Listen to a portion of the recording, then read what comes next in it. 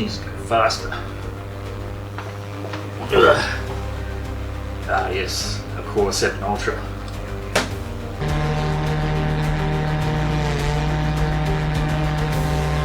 Still not fast enough.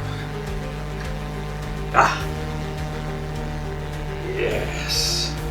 50-80, that'll do it.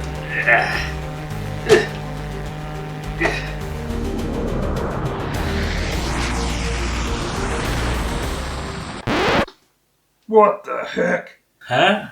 Is that all my computer parts laid out like a plane and you're sitting in it and flying? Yeah. That is totally true. Can I have a go?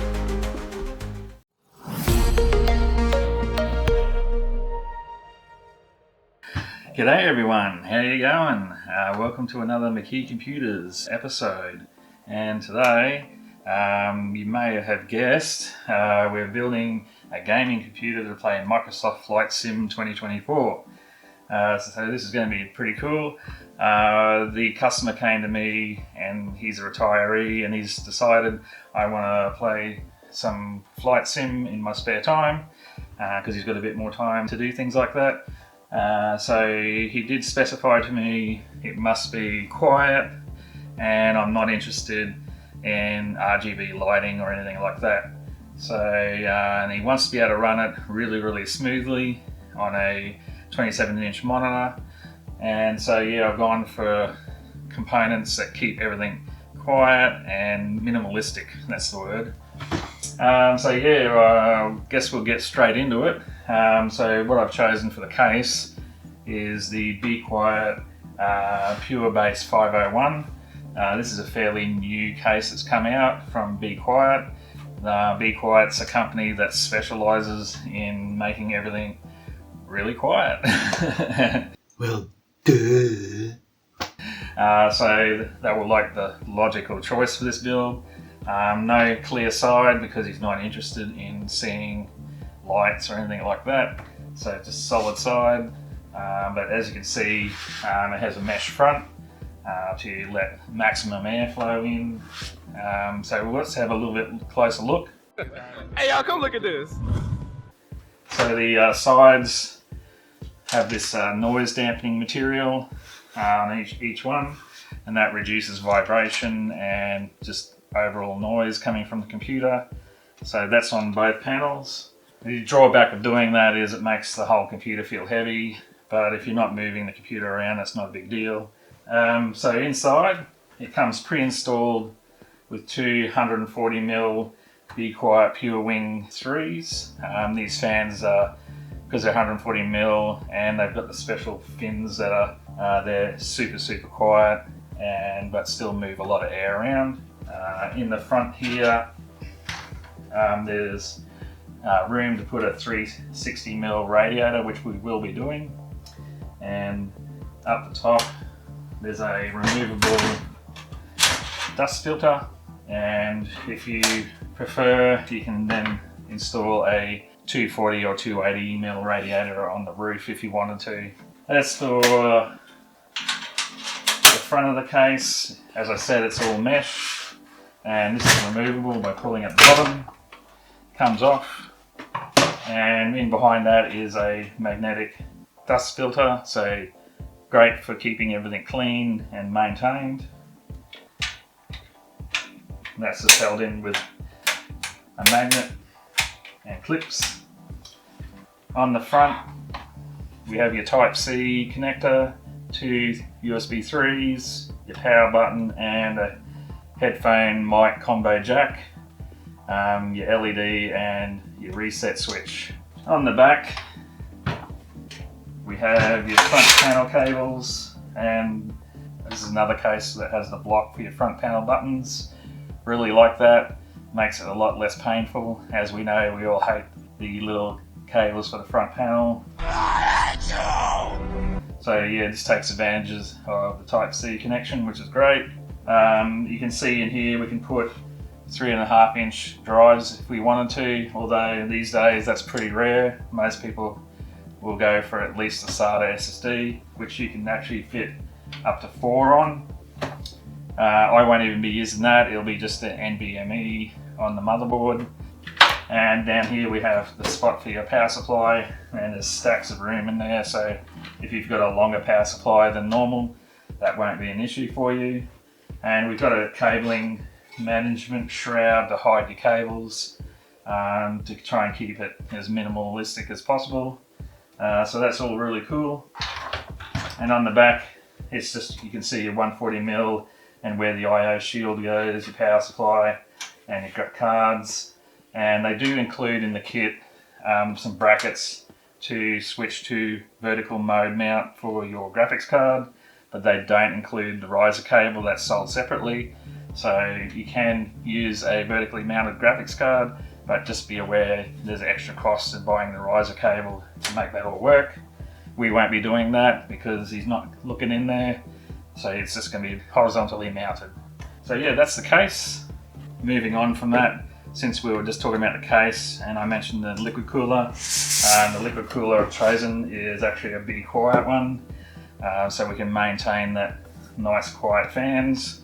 It does have a little bit of RGB on the head of the liquid cooler, but it's only very minimal. So yeah, we've gone for the Silent Loop 3 360mm liquid cooler to keep the CPU nice and cool. So yeah, for the CPU I've gone for the Intel Core Ultra 7, the 265KF version. The K is the unlocked and the F meaning there's no onboard graphics. And that runs with 20 cores, has a 30 meg cache, and goes up to 5.5 gigahertz. So that's plenty of grunt for the game, so that's pretty good. And I'll plug that into this motherboard, the MSI Z890 Gaming Plus Wi-Fi. This motherboard is a full ATX motherboard. It has 4 memory slots on it, and it has 4 slots for SSDs, or the M.2 NVMe type. It's also got Wi-Fi 7 and Bluetooth 5.4, and supports Thunderbolt 4, and has 5 gigahertz LAN connection on the back as well. So yeah, pretty decent quality, high-end type motherboard to run all the things we're going to be putting in it really well. So for memory, I've gone for Corsair Vengeance, and this is 64 gigs of 5600 megahertz DDR5 RAM. So yeah, the recommended amount of RAM to run Flight Sim super smooth is you need about 64 gig of RAM. So yes, that game is pretty heavy on RAM, so just be aware of that if you want to play it. We got the Inspire 3X from MSI GeForce RTX 5080, and it's running 16 gig of GDDR7 VRAM, which will be plenty for what we're doing. It's the overclock edition to give it a little bit more grunt, but yeah, the 5080 is going to be pretty strong in running the game pretty smoothly. So yeah, but we will need a decent power supply to run that. I've gone for the MSI MPG A1000GS, so that's a 1000 watt power supply. It supports the ATX 3.1, so that'll be plenty to keep the 5080 running well. So yeah, that's all the bits we're going to be putting in. He also got me to get him a monitor, 27-inch MAG 274 QRFW, which the W just means white, to go with the white case. And this is a 180 Hz screen and runs at the 2560 by 1440 resolution. So this will be very nice for running the game on. I've actually got this screen myself and I really like it. So it should be pretty good for what he's doing. Yeah, so that's it for all the components we're putting in today. It does add up to quite a bit. It came to about $5,017. But that's because he wanted to get the ideal experience where you can turn up all the settings and still have it running really smooth. Of course, you don't need to spend that kind of money if you're willing to reduce the detail settings on the game. You can definitely go for a lower spec, save probably $1,000 or so. But yeah, he wanted to have the proper smooth experience, so that's the way we're going. So yeah, we'll get stuck into this, get it built, so that he can start flying. All right, let's go. So yeah, that's the motherboard. So it's all ready to go, but we'll need to install the RAM, the CPU. We won't be putting in the SSD just yet because I got to get the old computer off the customer and get his data onto it, and then I'll put it in later on. But we'll at least prep the motherboard with the RAM and the CPU. All right, let's get into it.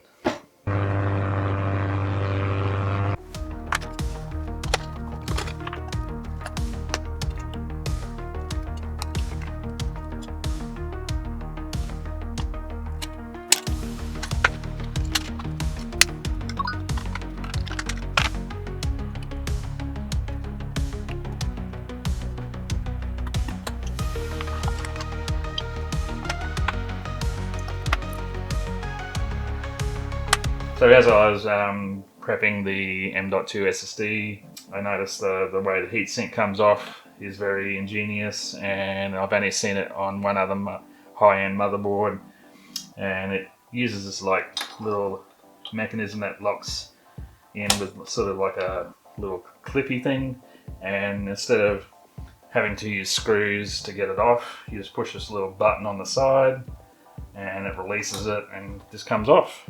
So that's a nice touch.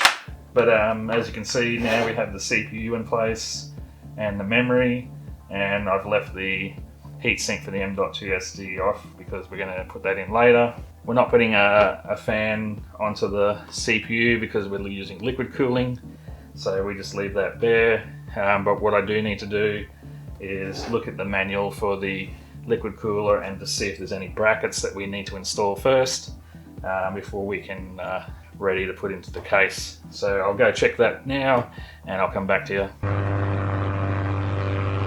Okay, after reading the manual on the liquid cooler, yes, we do indeed need to install a bracket before we can put the motherboard into the case so that we can mount the liquid cooler to it.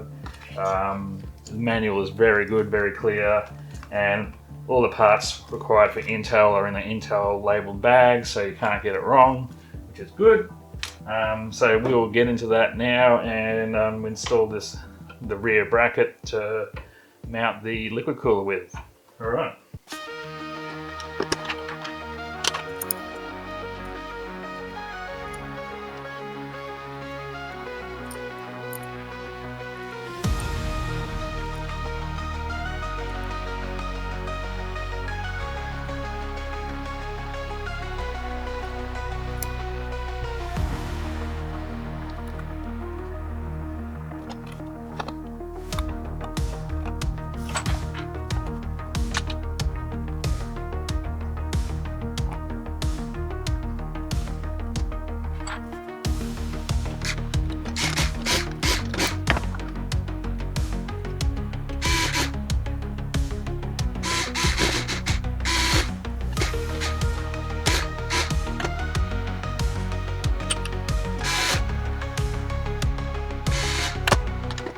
Alright, now you can see we've got the bracket installed and ready for the liquid cooler head.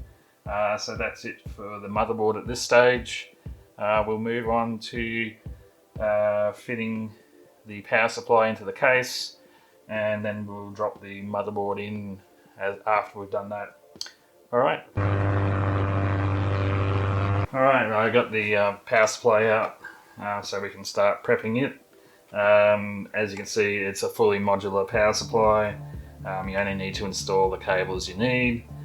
Word of warning though, these are always wired differently across different brands, so don't ever go, oh, can't find that cable for this one, I'll just take it from another brand, it should be the same. Don't ever do that because they don't wire them the same, and you'll end up blowing up something because it's wired in completely differently. Always stick to whatever came with the actual power supply itself.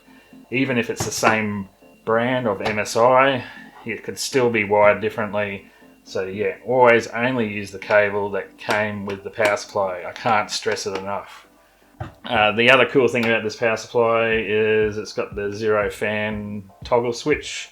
What that means is if you don't want the fan always on, but just turn on when it needs, you can push this button in and the fan will not spin up unless it gets hot enough in there to require it.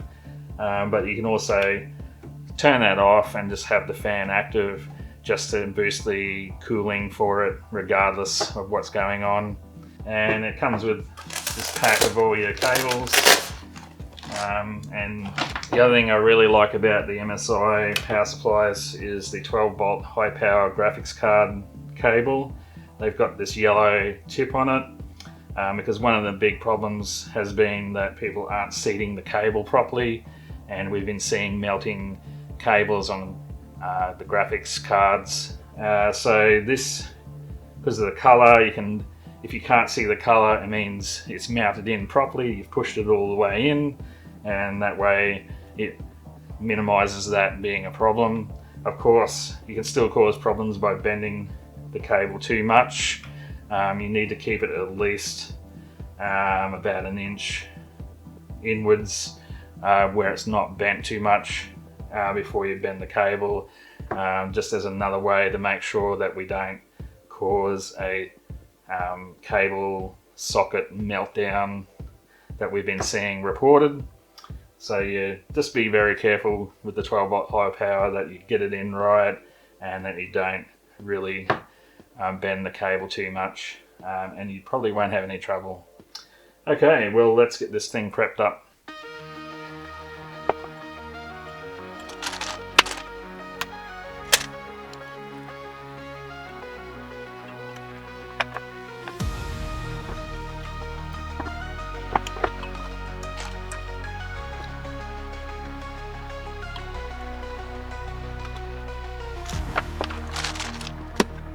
Alrighty, so we've got the power supply ready. We got our 24 pin power. We got the two 8-pin CPU power, the single 12 volt high power cable for the graphics. We won't need anything else because we are not running any SATA based devices, so we don't need any of that. So that is the only cables we'll need. So let's get it into the case.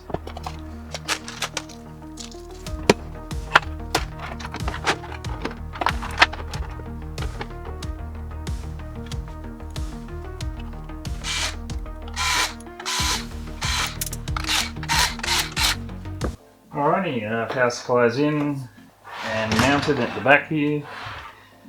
So yeah, that's in place. So now we're right to fit the motherboard into the case. So we'll move on to that. Move along. Move along. Alright, I've just checked inside the case and to make sure what screws we need. So always check if you've got all the mounting screws. So the motherboard's got the 9 connectors, and all 9 are present and in the right place. Make sure to remove any that are not meant to be there as well, because you don't want that hitting the underside of your board and damaging something. And then it also has this little screw here that has a little lug on it. So that's really nice. I love it when they do that, because what happens is you put your board in over that little lug and it holds your board in the right place so that you can go zzz, zzz, zzz, and screw it in nicely. So really like that feature. So at this point I'm really liking the Be Quiet case. Yeah, it's a very good quality. So let's get the board in.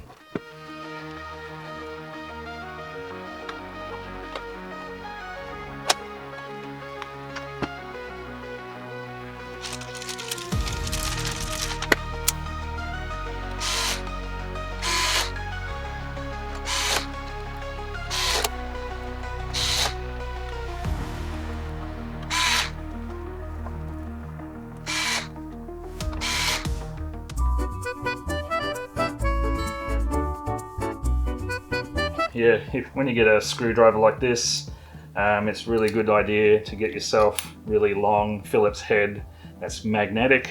That way you can get your screws into the very tight spots, and it will make your life a lot easier. So invest in a long Phillips head bit for your screwdriver. Well, that's where I have to stop the video for part one. If you want to see the remainder of the build and the benchmarking, tune in for part two, which I'll get up as soon as I can. But yeah, I had to stop it here because it was just going to blow out to a really long video. But I didn't want to chop out all the detail about putting in liquid coolers and stuff, because there's quite a bit to it, and I think it's really helpful for people to know what you're going to have to do if you do happen to purchase a liquid cooler system. So yeah, thank you for staying to the end of the video. I'd really appreciate it if you could give me a like and a subscribe, and I'll see you in part two. Bye for now.